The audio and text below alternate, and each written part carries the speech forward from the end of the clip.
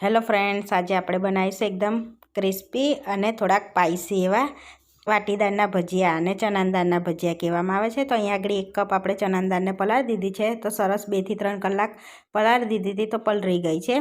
તો હવે આપણે એનું પાણી કાઢીને મિક્સરમાં એડ કરી દેવાની। 2 ચમચી લસણની કરી એડ કરીને સરસ એવું પીસી લેવાનું છે। તો પાણી વગર જ પીસવાનું છે। આ રીતનું આપણે હવે પીસાઈ ગયું છે તો બાઉલમાં કાઢી લઈશું આપણે।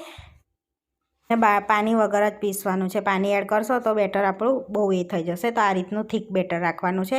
અહીંયા ઝીણા સમારેલા મરચાં એડ કરીશું અને તીખા લીલા મરચાં પણ એડ કરીશું। સ્વાદ પ્રમાણે મીઠું અને અડધો ઇંચ આદુનો ટુકડો છીનીને એડ કરવાનો। તમારે ના એડ કરવો હોય તો સ્કીપ કરી લેવાનું છે। તમારે એની અંદર મરિયા અને સૂકા દાણા એડ કરવા હોય તો પણ વાટીને અચકચરા એડ કરી શકાય છે। હવે સરસ મિક્સ કરીને એને બરાબર ફેટી લેવાનું છે। 2 મિનિટ સુધી સરસ ફેટાઈ જાય એટલે આપણે 10 મિનિટ એને રેસ્ટ આપવાનો છે। 10 મિનિટ માટે રેસ્ટ આપીશું। 10 મિનિટ રેસ્ટ આપ્યા પછી એની અંદર 1 વાડકી ધાણા એડ કરીશું અને મિક્સ કરી લઈશું। સરસ એવું મિક્સ થઈ જાય એટલે એની અંદર ચપટી બહુ નહીં, ચપટી સોડા અને ગરમ તેલ એડ કરીશું અને સરસ મિક્સ કરી લઈશું। મિક્સ થઈ જાય એટલે અહીંયા તેલ ગરમ કરવા મૂક્યું છે। હવે એની અંદર આપણે ભજીયા ઉતાર લેવાના છે। તો થોડું થોડું બેટર લઈ અને ઉતાર લેવાના। તરાઈને ઉપર આવે એટલે પલટાઈ લઈશું આપણે અને સરસ એવો કલર આવવા દેવાનો છે આ રીતનો।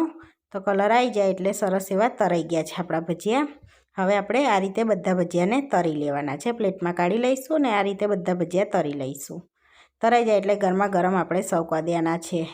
તો અહીં આગળ મરચાં, ડુંગળી અને કઢી સાથે સર્વ કરીશું અને એકદમ ક્રિસ્પી આપણા ભજીયા બનીને રેડી થઈ ગયા છે।